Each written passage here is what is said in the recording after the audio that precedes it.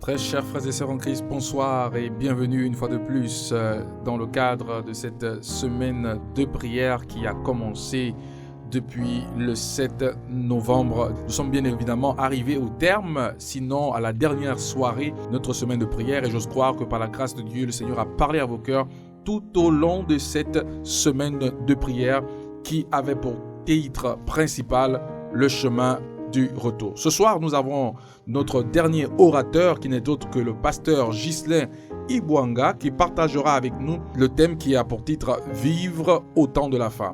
Et nous avons pour l'histoire des enfants la sœur Vinga Oguma qui nous présentera, comme je le disais tantôt, l'histoire des enfants. Avant d'aller plus loin, nous allons écouter notre texte de base qui n'est autre que le psaume 119, verset 105.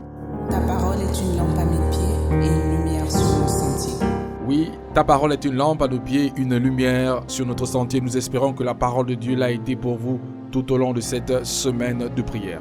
Comme je le disais en introduction, pour ce soir, nous avons deux orateurs. Nous avons le pasteur Ghislain Ibwanga qui partagera avec nous la méditation qui a pour titre « Vivre au temps de la fin ».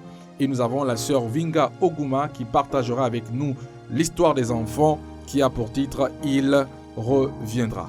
Avant d'aller plus loin, je vous invite à écouter le chant-thème, après quoi nous allons revenir directement pour écouter l'histoire des enfants.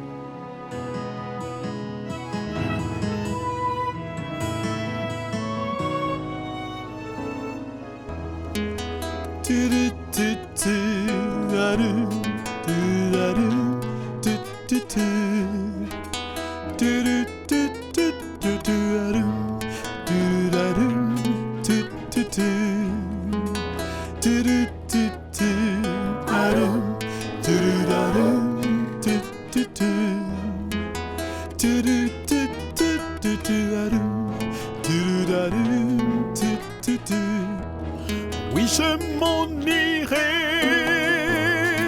un jour, loin de ce monde de souffrance. Un jour,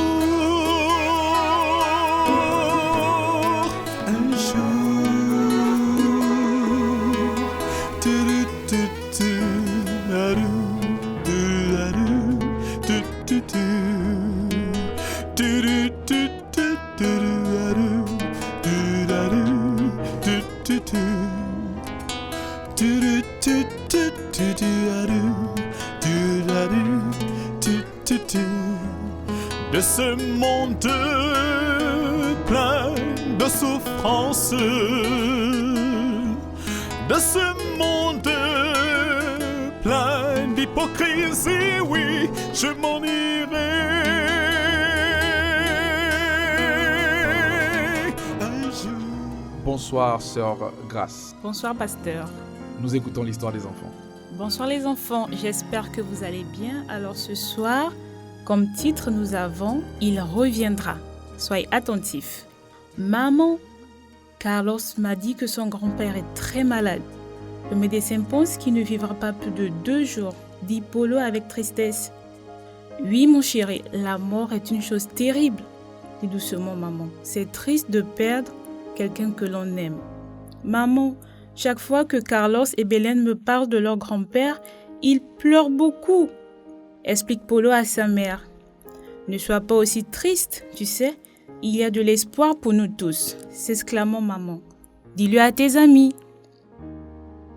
De l'espoir? Quelle sorte d'espoir y a-t-il après la mort, maman, demanda Polo avec un air intrigué. La Bible nous dit que Jésus reviendra pour réveiller ceux qui sont morts avec lui, dit maman avec joie. Regardons ensemble 1 Thessaloniciens 4, le verset 16 à 17, pour en découvrir davantage sur cette merveilleuse promesse. Waouh! Ça dit ici que ceux qui sont morts en Christ ressusciteront premièrement et ceux qui sont encore vivants monteront pour rencontrer Jésus dans les airs. Mais alors Carlos et Belen peuvent sécher leurs larmes, s'écria Polo avec confiance. C'est vraiment super, maman. Je veux partager cette expérience avec Carlos et Belen. Demain, annonce-leur cette merveilleuse nouvelle, dit maman en souriant. Alors les enfants, j'espère que comme Polo, vous allez raconter cette merveilleuse promesse à vos camarades comme quoi il y a de l'espoir après la mort pour ceux qui sont en Christ. Au revoir, à bientôt. Merci, sœur Vinga, pour cette histoire. Le Seigneur est merveilleux. Le texte de base, Apocalypse chapitre 1, verset 7. Regardez, il vient parmi les nuages, tous le verront, même ceux qui l'ont percé. Les peuples de la terre entière se lamenteront à son sujet. Oui, il en sera ainsi. Merci d'avoir partagé avec nos enfants, nos amis, les enfants, une histoire d'espérance. Jésus revient bientôt pour la gloire de son nom. Sans plus tarder, nous allons incliner nos têtes pour une courte prière. Nous prions. Seigneur notre Dieu, nous te disons infiniment merci pour cette dernière histoire des enfants que nous venons d'écouter dans le cadre de cette semaine de prière qui va à son terme. Nous te disons merci pour cet espoir que tu as mis en nous par cette histoire, à savoir que nous mourrons, c'est vrai, nous perdons des êtres chers, c'est vrai, mais il y a de l'espoir. L'espoir se trouve dans la résurrection de Jésus.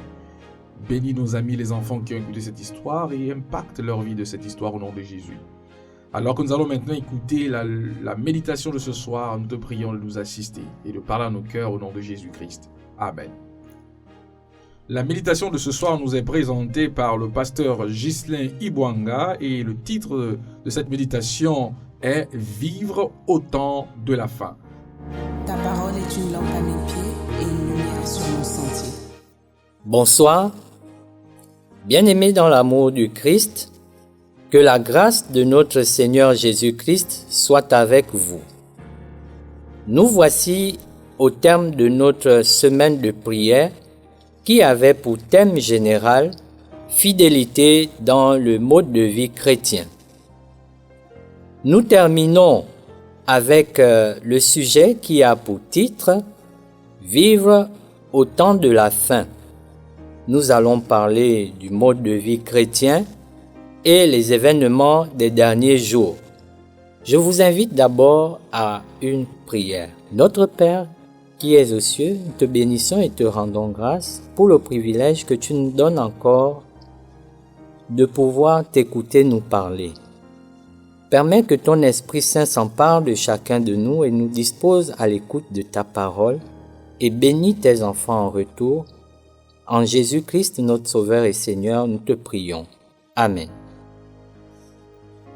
Le texte de base qui va nous servir de méditation se trouve dans l'épître de Tite, chapitre 2, les versets 11 à 14, qui dit ceci, je cite, « Car la grâce de Dieu, source de salut pour tous les hommes, a été manifestée.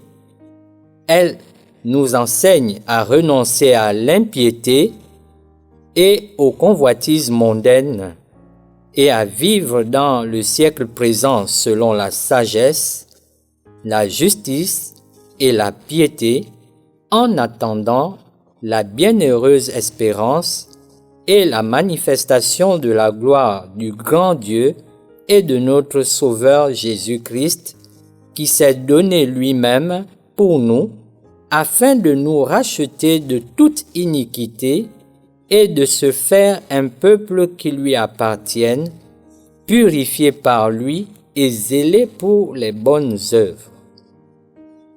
Puisque nous ne connaissons pas l'heure du retour de Jésus, ce texte nous exhorte à vivre dès maintenant, ici-bas, selon la sagesse, la justice et la piété, en attendant la manifestation de la gloire du grand Dieu et de notre Sauveur Jésus-Christ. Par ailleurs, Paul a écrit ceci, « Mais vous, frères, vous n'êtes pas dans les ténèbres pour que ce jour vous surprenne comme un voleur. Vous êtes tous des enfants de la lumière et des enfants du jour. Nous avons tous un travail à faire. Pour être des collaborateurs efficaces de Dieu, les riches doivent contribuer financièrement. Les savants doivent exercer leur sagesse, les pauvres leur vertu. Tous doivent entrer dans une relation authentique avec Dieu afin de refléter la lumière de sa gloire qui resplendit sur la face de Jésus-Christ. Ayons l'esprit en éveil pour discerner les signes des temps et pour avertir nos semblables par le message du retour imminent du Christ. Car ils sont nombreux dans le monde ceux qui cherchent à calmer l'alarme de leurs contemporains. Ils disent « paix, paix » et il n'y a point de paix. Mais nous devons agir différemment. Nous ne devons pas être comme ces moqueurs de derniers jours qui disent « Où est la promesse de son avènement ? Car depuis les pères sont morts, tout demeure comme au commencement de la création. » En tout cas, moi je ne voudrais pas être comme cela. Notre responsabilité en tant que détenteur de la vérité présente, c'est d'avertir le monde des jugements à venir. Au lieu que de passer du temps à nous plaindre des difficultés du chemin, élevons plutôt notre esprit vers Dieu en ouvrant la porte de nos cœurs à Jésus pour qu'il entre et demeure avec nous et que le temple de notre âme soit purifié de toute souillure. Le retour imminent de notre Sauveur doit être une réalité vivante pour nous. Est-ce que j'enseigne aux autres que la paix et la sainteté doivent faire partie de leur vie, qu'ils doivent mettre leurs mains dans celles du Christ afin qu'il les guide? Nous avons une œuvre sérieuse à accomplir. Étudions la Bible avec diligence, sachant qu'elle peut nous rendre sages à salut. Mais combien peu, aujourd'hui, prennent le temps à sonder les Écritures? Beaucoup sont plutôt absorbés par les choses de la terre, qui sont pourtant vouées à disparaître. Écoutons un peu cette histoire de la sœur White. Elle dit ceci: quand, dans sa jeunesse, Dieu lui a ouvert l'esprit pour qu'elle comprenne les Écritures, quand il l'a éclairée sur les vérités de sa parole, elle est partie proclamer aux autres la précieuse nouvelle du salut. Alors, son frère lui a écrit: « Je t'en prie, ne déshonore pas la famille. Je ferai n'importe quoi pour toi, à condition que tu acceptes de ne pas sortir en tant que prédicatrice. » « Déshonorer la famille ?» a-t-elle répondu. « En quoi pourrais-je déshonorer la famille en prêchant Christ et Christ crucifié? Je ne cesserai de rendre mon témoignage pour Dieu, même si tu me donnes tout l'or que ta maison peut contenir. J'ai les yeux fixés sur la rémunération. Je ne me tairai pas, car lorsque Dieu me communique sa lumière, c'est pour que je la communique aux autres selon mes capacités. » Prêtres et dirigeants, ne vinrent-ils pas vers les disciples pour leur ordonner de cesser de prêcher au nom du Christ? Ils jetèrent ces hommes fidèles en prison, mais l'ange du Seigneur les libéra pour qu'ils puissent annoncer au peuple les paroles de vie. C'est là notre œuvre. Ainsi donc, présentons la vérité telle qu'elle est en Jésus. Christ est venu dans le monde pour sauver les pécheurs. Pendant 30 ans, il a été notre exemple. Il a enduré l'insulte, l'ignominie, le reproche, le rejet et la mort même. Et cependant, il vit. Notre Sauveur vivant est monté au ciel pour intercéder en notre faveur. Juste avant sa crucifixion, Jésus a prié pour que ses disciples soient un avec lui, comme il était un avec le Père. Est-il vraiment possible que l'homme pécheur et déchu soit amené à une relation aussi exaltée avec le Christ? Une telle union apportera lumière, paix et réconfort à nos âmes. Lorsque Jésus est monté au ciel, il a dit à ses disciples, « Il vous est avantageux que je m'en aille. Car si je ne m'en vais pas, le Consolateur ne viendra pas vers vous. Mais si je m'en vais, je vous l'enverrai. » Qui ne voudrait pas du Consolateur en temps d'épreuve? Parlez de l'amour du Christ, parlez de sa puissance, et vous pourrez alors avoir un petit coin du ciel en ce monde. Répondez à la lumière de Dieu et vous serez comme un jardin arrosé. Votre santé s'améliorera rapidement. Votre lumière se lèvera dans l'obscurité et la gloire du Seigneur vous accompagnera. Amen. Nous remercions le pasteur Ibouanga d'avoir partagé avec nous la méditation de ce soir. Effectivement, nous sommes au temps de la fin. Préparons-nous pour rencontrer Jésus-Christ dans les airs.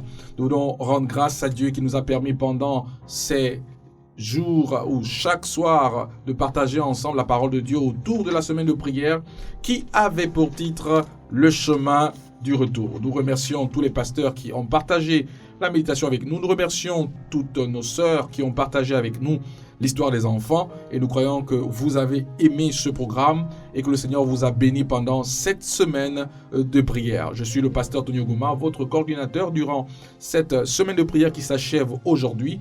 J'ai été heureux d'être avec vous. N'oubliez pas d'être et de rester câblé sur la radio mondiale adventiste station de Libreville, de la diffusion au baptême. Pour mettre un terme à cette semaine de prière, nous allons une fois de plus inviter le pasteur Ghislain Ibouanga pour sa prière de clôture. Notre Père qui est dans les cieux, nous voulons te rendre grâce et te dire merci pour le privilège que tu nous as encore accordé de pouvoir t'écouter nous parler à travers ce sujet qui avait pour titre « Vivre au temps de la fin ». Merci pour les enseignements que tu nous as donnés. Aide-nous à les mettre en pratique. Au nom de Jésus-Christ, notre Sauveur et Seigneur, nous te prions ainsi. Amen.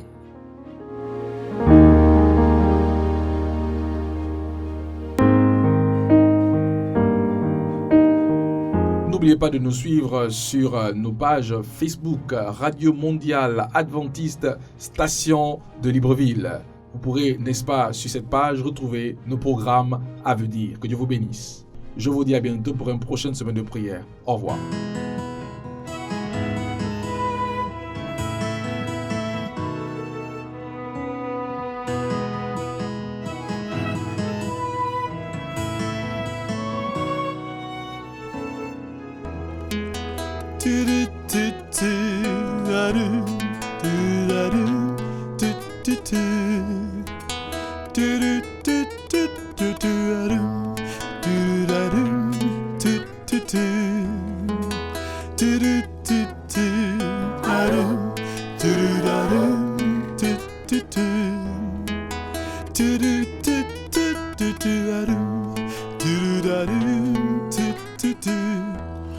Oui, je m'en irai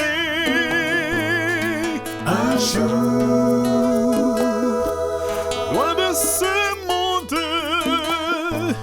de souffrance. Un jour, un jour,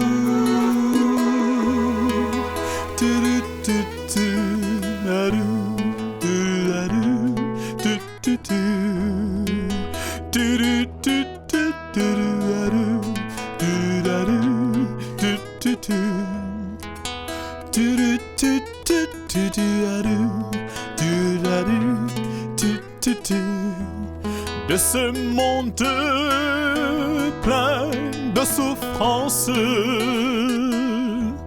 de ce monde plein d'hypocrisie, oui, je m'en irai un jour.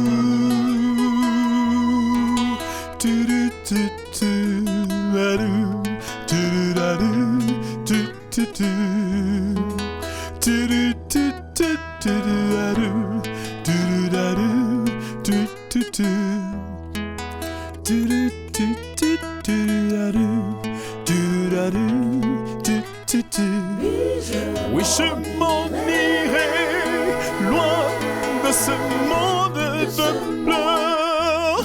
Oui, je m'en irai loin de ce monde de haine. Oui, je m'en irai loin de ce monde de pleurs. Oui, je m'en irai un jour.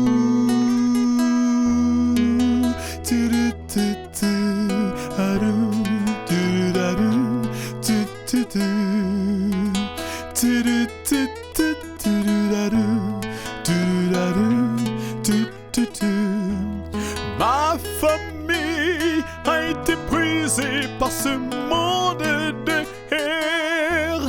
Ma joie a été brisée par ce monde de peur. Mon amour a été brisé par ce monde de haine. Oui, je m'en irai un jour.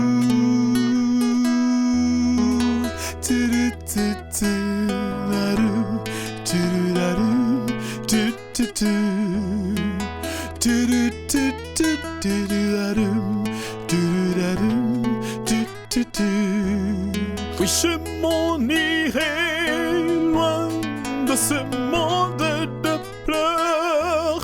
Oui, je m'en irai loin de ce monde de haine.